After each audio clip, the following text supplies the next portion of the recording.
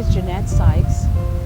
I am the founder and president of The Perfect Blend, an organization that started in 2007.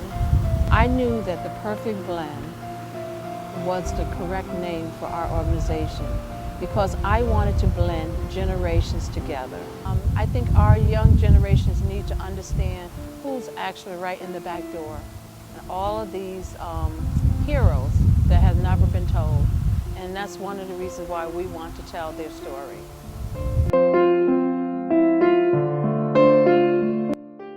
Carol E. Brown. Carol Brown, what a magnificent woman. She is definitely a true diva. And she walks in the room and she demands it without even talking about it. Do you ever see yourself becoming a legend? I've always considered myself a legend, and so I became a community activist and decided that yes, I'm going to become a legend, and someday that you will read about the things that I've done in my lifetime as an activist. My legacy will be there when I'm gone. I have an organization called the West Haven Black Coalition. I am the founder and president, and we give out thousands of dollars every year to youth. It was certainly a struggle just to even start something that has black in front of it. But yet she persevered and she continued to do it. And I think it's going into its 25th, 26th season. I will always be involved when young people are trying to be somebody. You guys have to lead us now. You are tomorrow's future. And unless we give you that torch to run with, we will have no future. And she is a pioneer that knows about our community. She'll fight for what is right. She does a lot of great things with the educational system. She wants our young boys and girls to understand that their future is so important to her. I think kids ought to dress, walk, talk, and act like ladies. Girls need to be ladies and boys need to be gentlemen. Respect for each other just needs to happen. So I decided I would form an organization to help make that happen. Watch them when they first start out in her program until they end in their program. I mean, they have heels on, they have, their pause is so great. Their presentation, they feel so much more confident. And that's what Carol Brown brings to our community. Jackie has been such a native to the greater New Haven community. She resides in Hamden, but Jackie foundation is in New Haven. I love New Haven. I was born here. I was raised here. I had a very secure childhood. And I kind of vowed that I would never leave my parents and my family. And so I love New Haven. So that's why I never left. And I don't believe the myth that you have to leave in order to be able to be successful. And too much of our talent has left. And so I'm committed to my city. I'll go anywhere in the city of New Haven, and I am not afraid. Now, I'm married to a retired police officer who thinks that I'm crazy, but part of it is based on my faith. I believe that I'm protected, and the other thing is that I'll jack some of these young folks up if they mess with me. I'm not afraid. I think we as a society have failed them to some extent. I don't think that we're willing to take the blame. I don't think that, and some of it is because we've become afraid of our youth instead of mentoring them, leading and guiding them. she has a program on CTV TV, and they talk about all current issues. And I think when you turn on to her show, you can understand that she keeps you abreast of what's going on in our community. Senator Toni Harp, wow, what a woman that is such a gem for our community. We have the dubious distinction of being the fourth most violent city in the United States this year, and I think that one of the reasons that we have such violence is because we don't have adequate programming for our young people. And so I think it is really important. There need to be more programs, and I want to commend the Perfect Blend for putting together this program on behalf of young women, because what we've seen that is different than in my time is that many young women are beginning to become engaged in violence, which is really something different, so that we really have to focus on young women, give them opportunities to do positive and productive things. So I think that's really important. I've worked on youth programming. One of the things that I do as the Senate Chair of Appropriations is to assure that the youth programming that we do have continues to be funded by the state. So we were able to increase our summer youth program over the years with state dollars. We have the LEAP program, which has been in trouble every year that I've been in the legislature. I've been able to save that. When you see all of these new buildings and all of the new educational pieces around, Senator Harp's name is in those blocks. Her blocks goes on for many avenues in our community. How important do you think it is for youth to have role models or to meet examples of successful women? I think it's really important, because then they realize, oh, they're people just like me. You know, they're not perfect. They I can touch them, I can feel them. They have some of the same challenges that I know other people have, so, oh, I can be like that, or I can even do better. You know? So I think it's very important that people have the ability to meet people and touch, and to realize that they're just people. What they've achieved is achievable. If it's achievable by them, it's achievable by the young person as well, if not that, even more. When you look at all of these particular women, you know, they have had a lot of obstacles to come in their way. I mean, it wasn't just easy. If you look at Senator Harp, Lula White, Carol Brown, and all the other women that have been legendary honorees, they can tell you their story, and it was not easy. But one of the things they always shared with us is that you never give up. You have a plan, you have a goal, and don't let anyone stop you from dreaming. And that's what they did. They saw what we didn't see, but they continuously to walk towards their goal and their success. And even now, they're continuously still mentoring young women, mentoring the community. They're still supporting our community, and they still see more and more that they can do. And I think that is such a great thing to have these women and call them legendary women of our community.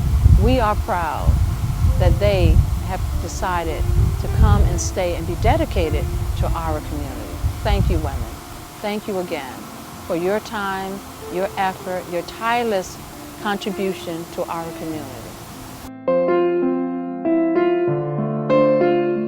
And I honestly believe that there has to be more of us taking a leadership role to talk to people like yourself. I believe that the youth of today has a gift. And as I talk with you, I felt something in that. And I say that only to say is daycare is here to stay, and we are going to need it for each other. And I think the more we help each other, and I never dreamt that I'd be in daycare for over 50 years. And just retiring, I feel really committed. And I still go back to the daycare centers and talk with staff and make sure that staff have gotten their all they needed in terms of their credentials. And I've also talked to the Board of Ed and talk to Mayo to make sure that the staff is able to commit to taking courses and not having to pay. So I think the biggest commitment for me, and I continue to do it, is talk to people about daycare, because that's in my heart and my soul. I've had the opportunity to serve on a lot of committees, helping people, you know. That's what I'm all about. I love to do the business part, but my heart is in the sick and the unfortunate ones, you know. I would like to make a difference of what's going on in our society today, especially with our young people. That really concerns me a lot. I would like to see something done about a lot of the things that are going on with our younger folks. Yeah. There are young people that come in that want to start their own business, but they have that fear. The type of business that I have, it is not owned by people of color anymore. And they want to start business, but they have the fear, if I start the business, will it survive? With the young people, when they come in here, I try to always talk to the young people, because I always say, you're our future. You are going to make the difference. And let them know that if they want to step out and start their own business, I'm here to help you. Well, I would like to think of myself as a modest person, and what I enjoy now in my retirement is when I meet former patients of mine in the community. I could be grocery shopping or in the mall, at church, or even at a concert on the Green, and they seem happy to see me as I run into various ones. My specialty when I was nursing was in obstetrics and gynecology. So when I run into people that are my former patients, they usually will bring me up to date what's going on in their lives and also in their children's lives. So I feel very good about that. That, to me, see, the word legend puts something on you, at least that's the way I feel. Like, Maya Angelou is a legend, and, Ruby Dee, people like that. So I feel good that I have been very visible in New Haven, and that the people that I've come in contact with appreciate, what I was doing. As I said earlier, when I got to Lincoln Bassett, I thought I had done it all because I was principal of Lincoln Bassett. But then a superintendent came in town and had heard about me and decided he would move me to another office, which was a challenge because the federal funds for the city were about to be taken away. And he said, I know you can fix that. So it's like, Eleanor can fix that. I'm saying, I can't fix that. But what did I do? I went and tried to fix it. I just have always had a mind of my own, and I've always wanted to do something special with my life. And if anyone told me that I couldn't, that was just another incentive for me to try harder. I have been blessed.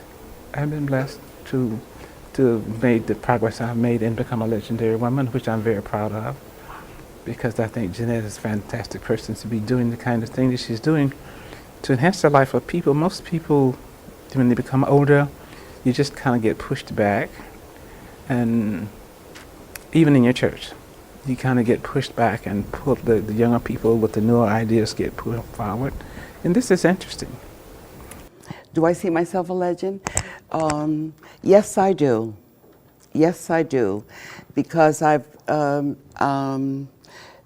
made sure and making sure that I teach all of the family behind me and those that I come in contact with strength. The strength of becoming whatever you want to become. The eyes to see what's going on around you, the ears to hear the conversation around you so that you can also relate to people the same way. And so, yes, it's been a good experience. Well, growing up, I always knew that I would like to be a teacher. since 6 years old, really. So I wasn't even at the teenage stage yet. And because of that, that's what I pursued. And I've had 36 glorious years teaching and 39 directing children's choirs after school in New Haven. Over the 36 years, I taught kindergarten through 8th grade in the classroom, and I worked with the talented and gifted population later on. The fact that I can give back to the community, I only have one daughter, but directing the choirs, even from day one, years ago, I get rewarded seeing them grow up. Come on, we're gonna bring you guys in. Ready? Let's go. Sing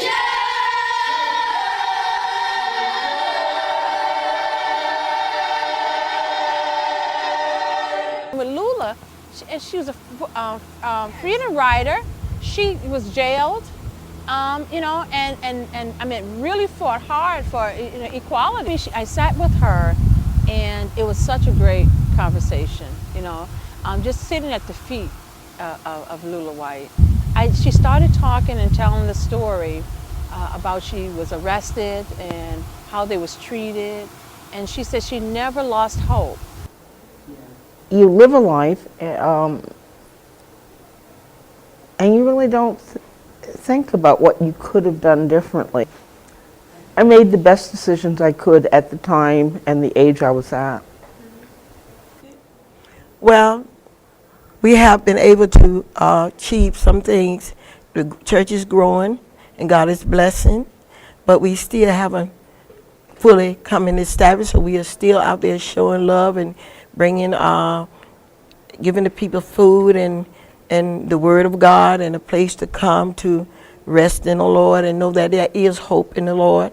So we are still on that category of doing things in the church. We haven't accomplished everything, but we are striving every day. I grew up in a very loving, caring community, and people who supported us as children. If there was one thing about my community that I remember clearly, is that we as children were ends unto ourselves, and so the adults in our community saw as part of their responsibility the care and nurturing of children, whether they were their children or somebody else's children. I never dreamed that I would be working for people with AIDS for 25 years after I taught school 31 years. But that just came along, and a student came to me from Yale and said that all of the blacks are dying with AIDS and nobody's doing anything about it. I had just finished teaching school 31 years.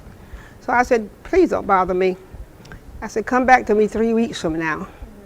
So she went away and she left me, and she came back 3 weeks and she said, those people are still dying and somebody has to help. So I have been working with people with AIDS for 25 years. AIDS Interfaith Network on Chapel Street. And I'm 87 years old right now, and I still go to work 4 days a week. Well, I saw my mother do certain things. I always remember my mother going out to vote when it was raining, snowing, whatever. And I remember she always went to community meetings. And I wanted to be like her. A lot of our young girls will never get to see a Senator Harp on a one-on-one, or Jackie Bracey on a one-on-one, or Barbara Tenney on a one-on-one. But by having this, we can also show them positive role models. That way, they're not looking to a screen. They're looking right here, a day-to-day, a person that they can see, they can touch, and they can feel. What grade are you in? 9th. You're in the 9th? And you're in the 10th, right? Okay. I didn't ask you what your goal was. To become a pediatrician. Oh my, very good. That's great. Yeah. And you're at Hill House. Do they have a track for people that want to go into health? I opened up a new chapter this year called HOSA. It's Health Occupation Students of America. It's our first year. Oh, great. Great. to be in a group of women who have done so many things and probably against great odds. And so I never thought of myself as a legendary woman. I think it's a great opportunity, and I wondered how I got chosen for it. To the degree of Dr. King or Oprah Winfrey, but we can do what we can. We can help feed some hungry person. We could visit people that are sick. We could encourage young people to take a positive path in life. We can talk to the neighbor across the street who just moved in, make them feel welcome to be in a new neighborhood because they know no one. Whatever it is, we can always do it better, and that way the neighborhood will be better than when I came. One thing I've really learned is that's what you're talking about. That it's best to be nice to everyone and to get to know the right people. It paid off for me. First of all, I was born and reared in Louisiana, so that in itself was an obstacle, being that far down south. And just being black in America is an obstacle, then and today. I think the youth need to focus on themselves. I don't think they're doing enough of that, and looking at the inside rather than the outside. You should always plan to bounce back, be resilient. You know what that is? Yes, okay. So always persevere. Just never give up. And certainly have faith in yourself, because you can do whatever your dreams take you to. You can be whatever you want to be. You can do whatever you want to do. And you will be a legendary woman one day. I think major struggles come about when you fail at something, but it's important to get up again and try again and just not give up, not quit. And that was part of my family's motto, and I've kept it. So, use barriers as opportunities, and that's what I've done.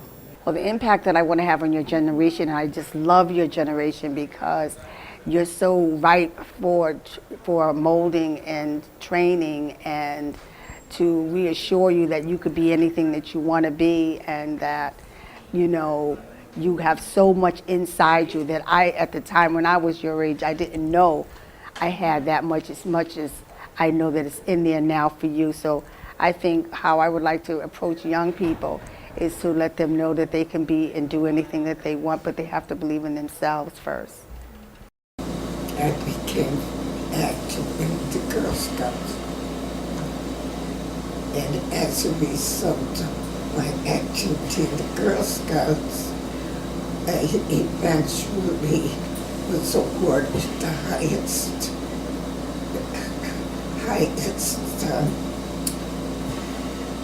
degree in Girl Scouting at the time. Whatever you do, just hold your head high, be proud of what you are and who you are.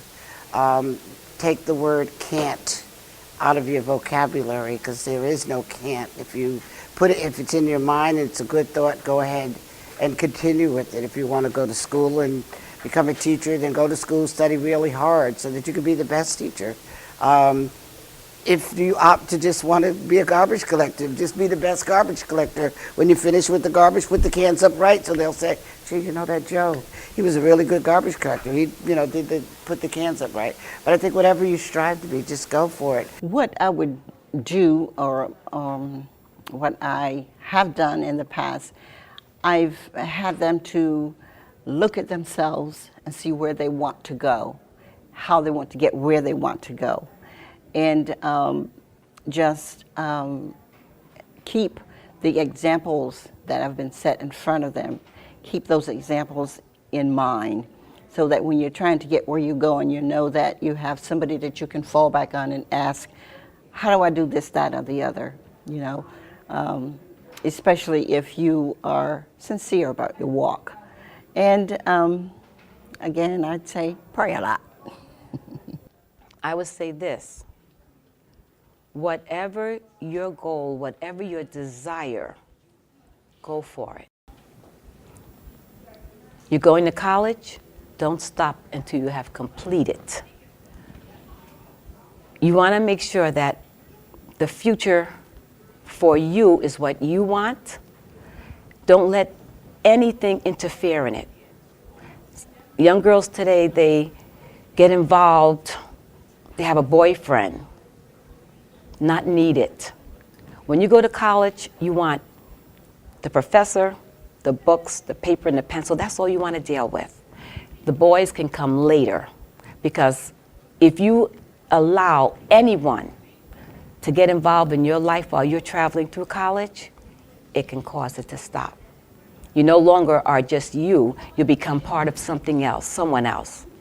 And then if you mess up, then it's not just you, then you have something else to look at. You know, you're gonna have to try to raise this child if a child come along. You don't want that. So I would say this to every young girl, every one who has the opportunity. If you can, go back to college and stay with it, meet your goal.